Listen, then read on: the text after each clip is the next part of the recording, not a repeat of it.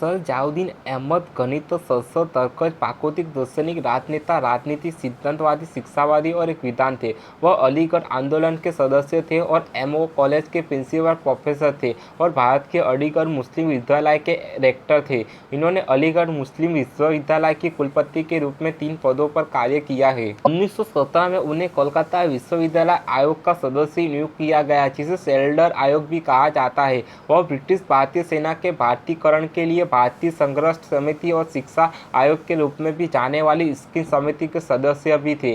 जियाउद्दीन अहमद का जन्म 13 फरवरी 1873 को ब्रिटिश भारत के मेरठ, उत्तर प्रदेश में हुआ था। इन्होंने प्राथमिक शिक्षा मद्रास से की और बाद में Mohammed Anglo Oriental College Aligarh से प्राप्त की। अलीगढ़ के साथ डॉक्टर जियाउद्दीन का सहयोग 1889 में शुरू हुआ, जब 16 साल की उम्र में एमओ वो कॉलेज में प्रथम वर्ष के शामिल हो गए। इन्होंने प्रथम श्रेणी में हाई स्कूल पास किया और इन्हें लेख पदक और सरकारी छात्रवृत्ति से सम्मानित किया गया। इन्हें सरकारी कॉलेज इलाहाबाद में शामिल होना पड़ा, क्योंकि मोहम्मद एंग्लो ओरिएंटल कॉलेज में विधान पठन पाठ्यक्रम उपलब्ध नहीं थे। वह अलीगढ़ लौट आए और 1895 में विज्ञान विभाग के छात्रों के बीच खड़े हुए और उन्हें स्ट्रेची गोल्ड मेडल से सम्मानित किया गया। बीए पास करने के तुरंत बाद इन्हें मोहम्मद एंग्लो ओरिएंटल कॉलेज में गणित में सहायक व्यवस्था के नियुक्त किया गया। योग्यता के आधार पर इन्हें डिप्टी कलेक्टर के पद के लिए नामित किया गया था, लेकिन जियाउद्दीन ने प्रस्ताव को अस्वीकार कर दिया और कॉलेज की सेवा में जारी रखने के लिए चुने गए। सर सैयद ने इन्हें 60 से 100 रुपये के ग्रेड में स्थानीय नियुक्ति की पेशकश की, बशर्ते उन्होंने हस्ताक्षर किए 5 साल की अवधि के लिए सेवा करने के लिए एक बंधन किया। जियाउद्दीन ने 1895 में मोहम्मद एंग्लो ओरिएंटल कॉलेज से गणित में अपना बीए पूरा किया। वह डीएसपी प्राप्त करने वाले मुस्लिम थे। इलाहाबाद विश्वविद्यालय से इनका क्षेत्र जटिल लॉगरिदम अनुप्रयोग था। इन्होंने अंतर ज्यामिति और बीजगणित ज्यामिति में प्रकाशित किया। इन्होंने 1897 में लिटिल स्ट्रेची गोल्ड मेडल जीता। शिक्षण के दौरान इन्होंने अपनी शिक्षा जारी रखी और कलकत्ता और इलाहाबाद विश्वविद्यालयों में एमए डिग्री और बाद में 1901 में डीएससी अर्जित की। 1901 में जियाउद्दीन ने सरकारी छात्रवृत्ति पर इंग्लैंड के लिए गए कैम्ब्रिज विश्वविद्यालय से गणित में अपनी सम्मान की डिग्री प्राप्त की। इन्हें 1904 में आइजैक न्यूटन छात्रवृत्ति से सम्मानित किया गया। पहले भारतीय पुरस्कार विजेता बन गए और वह रॉयल एस्ट्रोनॉमिकल सोसाइटी और लंदन गणितीय सोसाइटी के फेलो चुने गए। उसके बाद वह 1904 में जर्मनी में गोइनिटिंग विश्वविद्यालय में शामिल हो गए और जर्मनी के गोटिंगेन विश्वविद्यालय से पीएचडी उपाधि प्राप्त की। इन्होंने आधुनिक ज्यामिति में उत्तम अध्ययन के लिए पेरिस विश्वविद्यालय और बोलोगना विश्वविद्यालय का दौर किया। इन्होंने बोलोगना इटली में खगोल विज्ञान में शोध किया और अपने अकादमिक पद्धतियों को समझने के लिए अल अजहर विश्वविद्यालय काहिरा का दौर किया। 1907 में भारत लौटने पर अहमद अपने एमयू फाउंडेशन में शामिल हो गए। 1911 में इन्हें एमयू फाउंडेशन और संविधान समिति का सचिव नियुक्त किया गया था। वह मोहम्मद एंग्लो ओरिएंटल कॉलेज में गणित के प्रोफेसर बने और 1918 में प्रिंसिपल का चयन किया। 1915 की किंग्स बर्थडे ऑनर्स सूची में उन्हें Order of the Indian Empire का सहयोगी नियुक्त किया गया था। इन्होंने उन छात्रों का प्रशासित किया जो रुड़की इंजीनियरिंग कॉलेज में प्रवेश चाहते थे। इन्होंने इंजीनियरिंग और वानिकी में सेमिनार और प्रशिक्षित छात्रों का आयोजन किया। अहमद ने मोहम्मद एंग्लो ओरिएंटल कॉलेज में छात्रों को लाने के लिए भुगतान किया।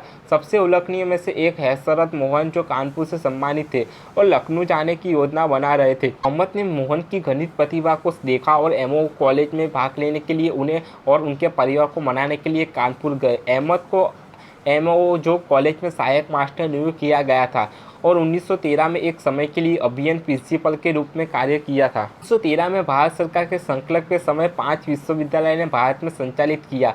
कॉलेज विभिन्न विश्वविद्यालय के नियंत्रण से बाहर थे। इस समय लंदन विश्वविद्यालय को रॉयल कमीशन की प्राप्ति सिफारिश का पुनर्गठन किया गया था।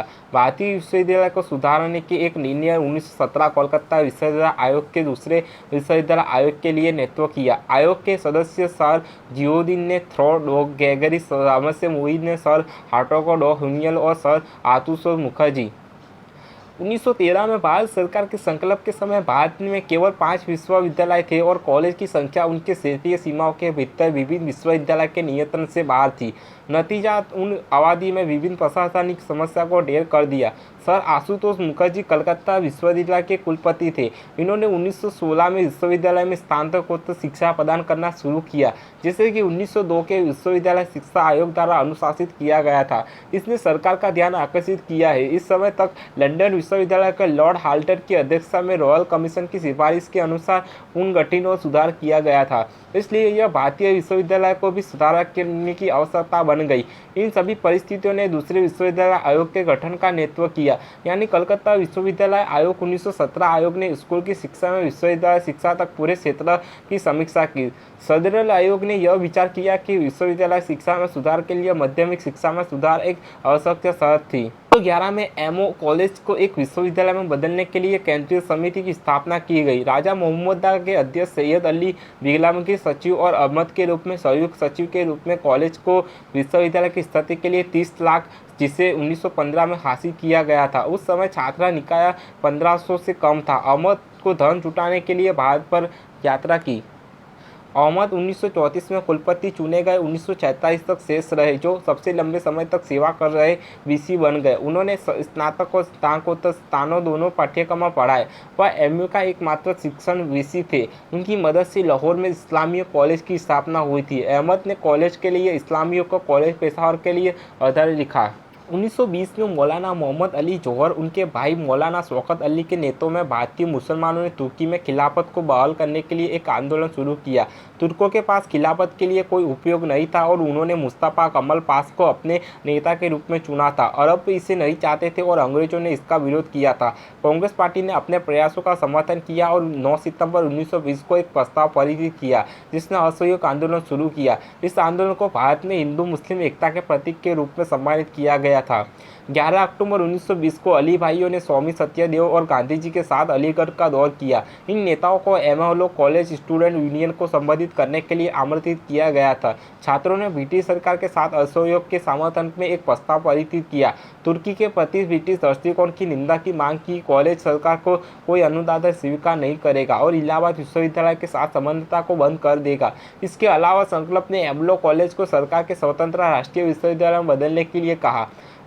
अहमद ने अहमदाबाद खान की थीसिस स्वीकार कर ली कि अन्य भारतीय समुदायों के साथ शैक्षणिक समता तक पहुंचने तक मुसलमानों को राजनीति में शामिल नहीं होना चाहिए। उन्होंने विश्वविद्यालय के अधिकारियों से संपर्क किया और उन्हें इस संघर्ष से बाहर रखने के लिए आश्वस्त किया। जब संकट गहरा हुआ, उसने कॉलेज बंद कर दिया और छात्रों को घर भेज दिया। तो अहमद ने ट्रस्टी बोर्ड के सदस्यों के बीच सुलह लाने के लिए बड़े प्रयास किए और अधिकतर छात्रों में परिसर में वापस लाने में सफल रहे। अहमद के सम्मान में, जिसे अब डॉक्टर साहिबा के नाम से जाना जाता है, परिसर में सक्रिय और कर्मचारी का एक रात्रि भोज दिया, जिसमें कॉलेज ट्रस्टी के साथ साथ अलीगढ़ और आगरा के ब्रिटिश अधिकारियों को आमंत्रित किया गया था।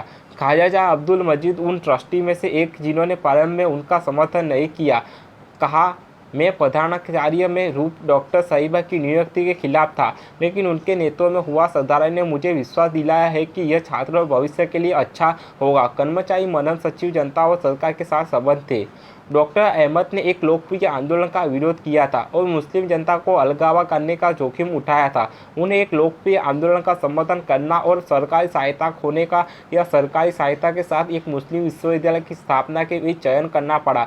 जब कक्षाएं फिर से शुरू हुई तो बड़ी संख्या में छात्र घर पर रहे। ऐसा प्रतीत होता है कि कॉलेज नामकरण में तेज गिरावट से कॉलेज की स्थिति ना होगी।